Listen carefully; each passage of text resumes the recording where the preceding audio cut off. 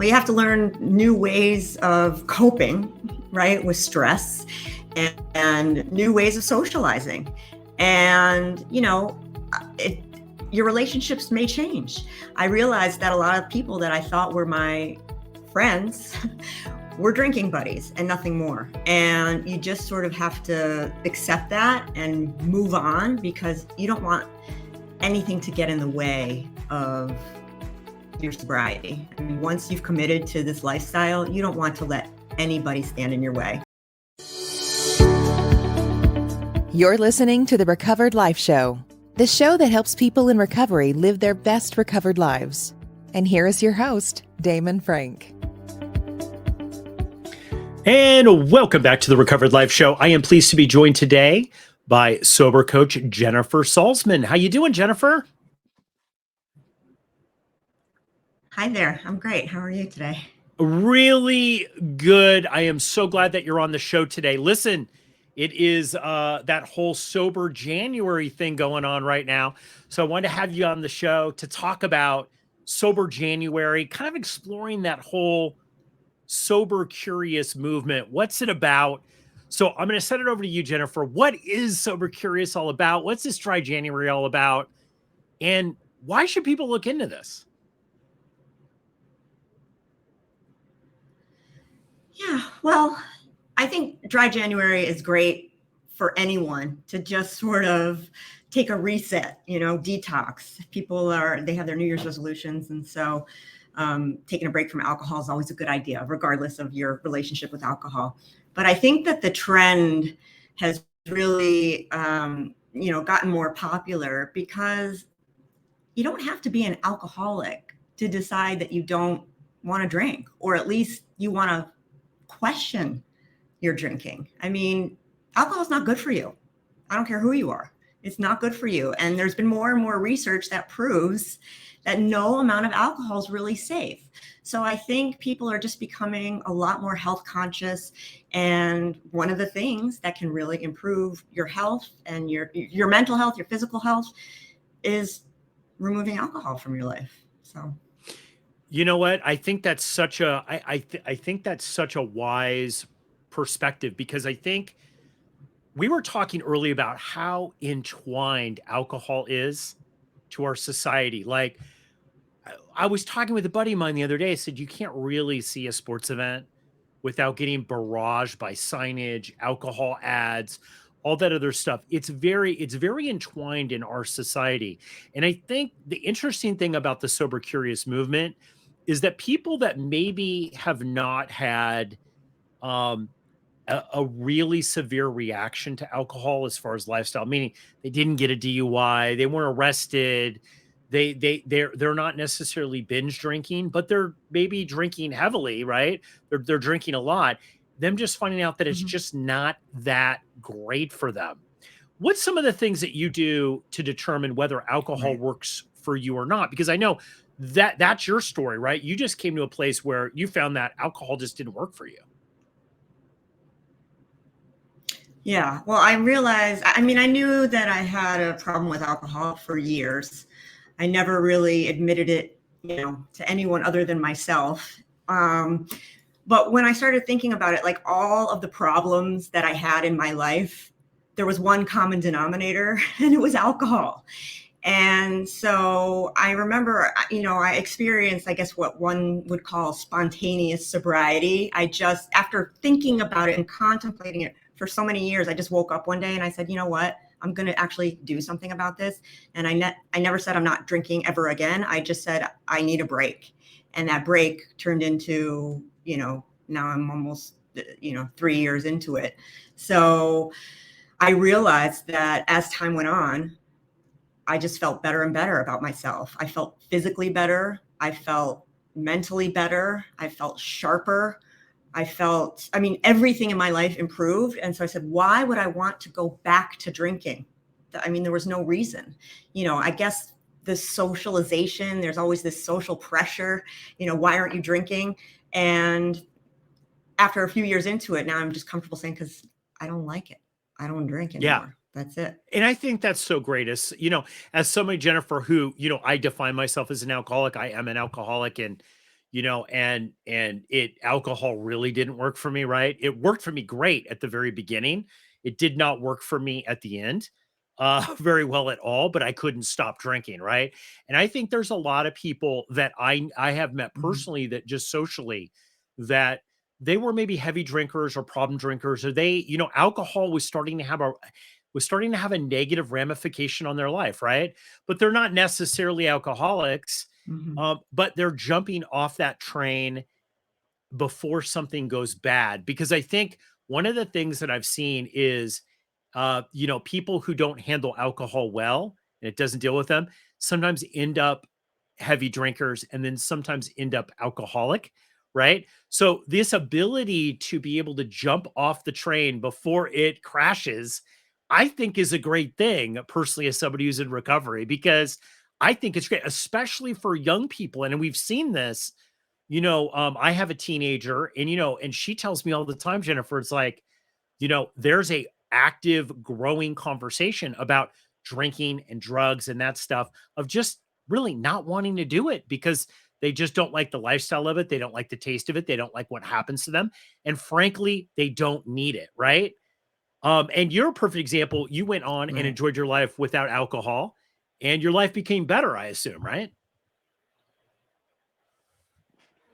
It became so much better, and the fear that I had for so many years of not drinking, or just, like I said, acknowledging that it might be a problem, that's what kept me stuck, because you don't, like I said, you don't have to be an alcoholic to choose not to drink. But we're so conditioned to think that alcohol is like this magic elixir for every occasion, and it's necessary for us to have a full life, to have alcohol be a part of it. But I think, young people in general they're just so much more savvy about the world than we were. I think, because like mental health used to be such a taboo, like acknowledging that you had any sort of mental illness. And I think alcohol goes right along with that. It's like, why do we have to drink? Why? Just because we've been told via society, via marketing, that like we must have it. I don't think that that's necessarily true. And I think a lot of young people are, like I said, more savvy when it comes to like the messages that we're receiving. So, they don't feel that same pressure that we did. Everybody drank when I was in high school. I started drinking when I was 16 years old. Yeah, and I think just looking back on my own story, I got sober fairly young. It was my 20s. Now it's not as young. Back then in the 90s, Jennifer, I will tell you, not to date myself a little bit, but that was young, right? Most people had been beat up really good before they actually came in to kind of get out of that cycle, right? Of addiction. Like Mhm. we were saying right before, I love this idea of being able to question, does it work for me or does it not? And to take out that stigma of it. Um, I am pleased to say, like, my whole business career, I never recovered out loud. This is a new thing for me in the last 3 years. People knew I didn't drink, but I didn't tell people that Mhm. in my case, was an alcoholic, and that alcohol didn't work for me. I just say alcohol didn't work for me. How do you Mhm. think the stigma of the word alcoholic, or alcohol use disorder or something, hurts people that might be on the bubble of that, right? Maybe they're not that, but they're kind of on the bubble. It Mhm. doesn't work for them. They're not really drink once a month, let's say. They drink, maybe every day or every other day. It's really not working. Mhm. It's hurting their life performance, right? How do you think the stigma kind of stops people Mhm. from being able to, you know, try a sober free lifestyle, a sober curious lifestyle? Yeah, well, I can speak for myself. I just always found it to be very disempowering. Like, to say that I'm powerless over a substance, I knew I had a problem with it. I knew that, I was addicted to an addictive substance, but I couldn't wrap my head around the fact that it controlled me, and that I had no control over my impulses. And that's what sort of, when the switch flipped in my brain and said, I do have control over what I choose to put in my body. Going to be hard. I'm going to crave it, because I drank for 30 years. I mean, anybody who drinks habitually over a long period of time is going to become addicted to an addictive substance. like I did. But I decided that, I was going to take control and I wasn't going to label myself or let somebody else tell me that I was powerless over the substance. And so it's just a different way of looking at it. Yes, I was addicted. Yes, I was having trouble controlling it, but I also knew that I was capable of reframing my beliefs about what alcohol was actually doing for me and was it really necessary in my life. And Yeah, so that's and how I addressed my issue. I love that, Jennifer. And and I think that a lot of people are at odds at this issue with people like myself who are alcoholics and people who are just decided that alcohol doesn't work for them and they don't define themselves as an alcoholic. Um, after thinking about this topic for a little bit, in depth, at first I was like, it's not a good thing that they don't identify as an alcoholic, because when you're an alcoholic, if you can't do that, sometimes bad things happen, right? Just through the empirical data of that. But not Mhm. everybody is the same. That's one thing I found out through Recovered Life. Not everybody is the same. And there are people who are addicted to a substance, right? They're physically addicted to it, but Right. once they get off of it, their lives go on, right? And they just choose not to do it anymore. Right. That wasn't my case. I'm somebody I believe that is a true alcoholic, that I still had a lot of problems regarding alcohol, even when I wasn't drinking, right? My relationship with alcohol was weird, but I sure in the heck, I will tell you, I've changed my position on this, Jennifer, because I wish I would have had this in my teens or early 20s, because I would have identified that I was one of those people who was an alcoholic way earlier on, right? Way earlier on. And it would have caused me a lot of Mhm. heartache. So I really applaud this whole sober curious movement, trying it on. And if you have a hard time trying it on, then maybe you need other things, right? You need to work on other things um, that might help you in that pursuit. But when we come Exactly. back, I want you to dive in, because I know, Jennifer, you work with people who are sober curious that want to kind of try on the sober free lifestyle of not drinking. They want to try it on, and I want you to go over Mhm. the process that you use to get people from maybe casual or heavy drinkers into somebody who's not drinking at all. So when we come back, we're going to address that. Jennifer's going to jump into it. We'll be right back after this quick break.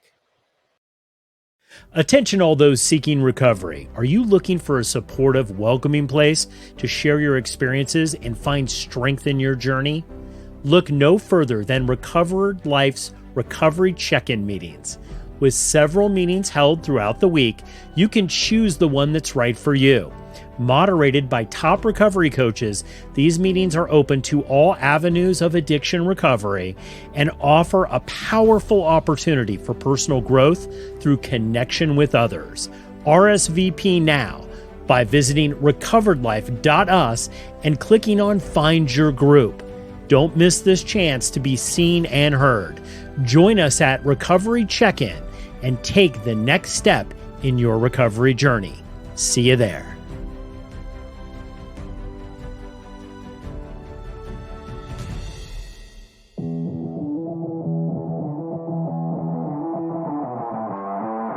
You're listening to the Recovered Life Show.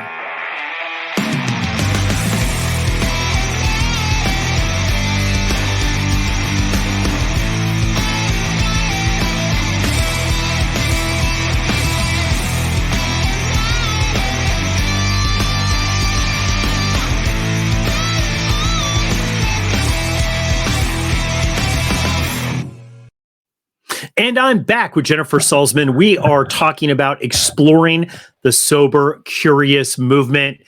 Jennifer, before the break, I was talking with you about how do you do it? If somebody's out there and they're thinking, man, I'm not an alcoholic. I'm not like, but this just doesn't work for me anymore.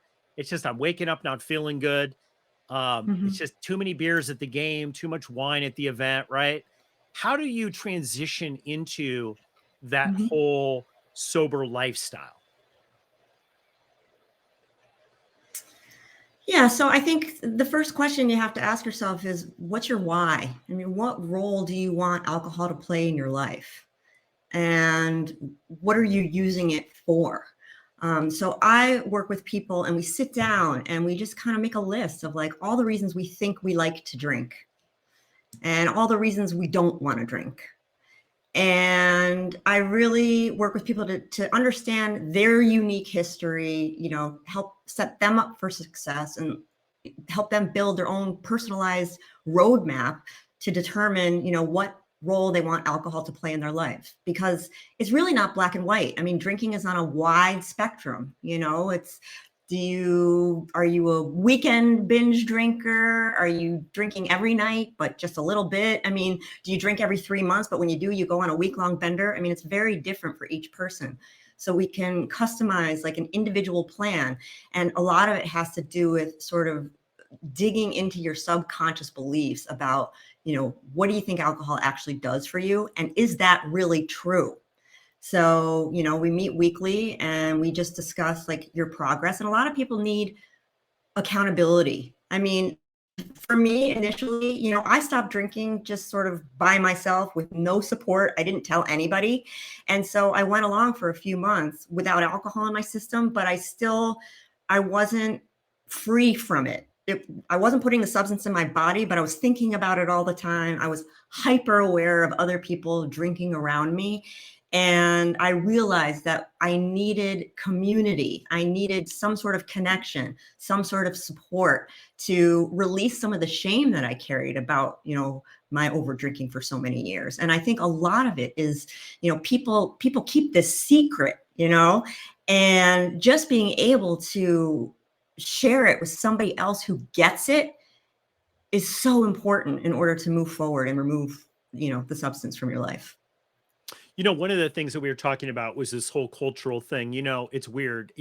As somebody who identifies as an alcoholic, Jennifer, I saw my family go through this because my family was very impacted by addiction, right? We had addiction in our family. And so Mhm. it was interesting when I got sober and said, "Hey, I'm an alcoholic. I can't drink anymore," right? The family, I noticed, started to kind of change certain events around me. I noticed that it was a very nice thing. They were Mhm. trying to, make sure that I was comfortable and lighten up on the alcohol. And, although we had members of our family that certainly I would not think of as alcoholic, they were not alcoholic. They were not even necessarily that they were at the most casual drinkers, right? We realized our whole family sometimes generated around these cocktails, right? And it was Mhm. crazy. In our time, it kind of took an alcoholic to kind of interjected there to say how crazy it was that we were designing our life around drinking events, and half the people were alcoholics and half the people didn't even like it to begin with, right? And it's just absolutely insane when you step Mhm. back from that and look about how much control that has on our psyche and how we just design things around that alcohol. Absolutely. Well, you have to learn new ways of coping, right, with stress and new ways of socializing. And, your relationships may change. I realized that a lot of people that I thought were my friends were drinking buddies and nothing more. And you just sort of have to accept that and move on because you don't want anything to get in the way of your sobriety. I mean, once you've committed to this lifestyle, you don't want to let anybody stand in your way. So your relationships do change. And I think that people that do care about you and do support you, two things that I've noticed. One, they begin to change their own habits. They might not remove alcohol completely, but at least around me, they drink a lot less than they used to. And they're a lot more I guess empathetic and making sure that I have my beverage that I want and that there's an option for me. So I think that's the other thing. Being loud and proud about your alcohol-free status, I think really has an impact on other people, and it takes the shame away. I'm not broken. There's nothing wrong with me because I developed an addiction to an addictive substance over 30 years of using it. Um, Admitting that I had a problem was the first step towards freedom. And now, I mean, I talk about alcohol only because I'm a coach and I help others, but like alcohol doesn't even enter my mind when I go out or to a restaurant. I mean, it's just not even it's not in my toolbox anymore. So, Well, I think the whole sober curious movement is great because, again, like I've really changed my perspective on it because, I think it really does. It puts the brakes on something that could become an addictive thing. It just brings awareness that you don't have to drink to live your life, that you can unwind from that. And I think what the other thing it does is it takes people who are alcoholics, right? And it creates an ability for them to be able to say, hey, maybe I need more than this, right? So I just think it's a win-win for anyone to do it, and definitely health-wise too for people, just to bring awareness to where where people are at, that they could live an alcohol-free life, whether or not they, decide that they're an alcoholic or not. Jennifer, final thoughts on this sober curious movement. Anybody who's sitting there, alcohol doesn't work for them. What would be your final thoughts to them about trying this out, trying out a sober-free life? you have nothing to lose. I mean, alcohol will always be there for you if you want to continue drinking. But if you're questioning your relationship with alcohol, if you've ever had a moment of thought where you're like, I don't think this is serving me the way it should be, there's no reason not to take a break. I mean, alcohol is a toxic substance. We don't need alcohol to have a full life. There is life after alcohol. And not only is there life, but it's just so much better. And if I had only, admitted this years ago, I think of all the time I wasted being wasted. And you don't need to. I mean, you can have a very happy, fun, fulfilling life without alcohol in it. Great thoughts from Jennifer Salzman, recovery coach on the Recovered Life Network. Go ahead and check her out. We're going to put links to where you can reach her and set up that conversation if you're looking to live that sober-free lifestyle. Jennifer, thanks so much for coming on the show today. Keep the conversation going. Join Recovered Life. Recovered Life is a peer support network with direct access to top recovery coaches, content, community, and quality peer support meetings that can be accessed virtually. Whether you're pursuing a 12-step program, not involved in 12 steps, spiritual, agnostic, atheist, or just trying to figure it out, you're welcome here. Sign up today and access unlimited group meetings for only $19.99 a month. And because we know you'll love it, we're offering you your first 30 days for free.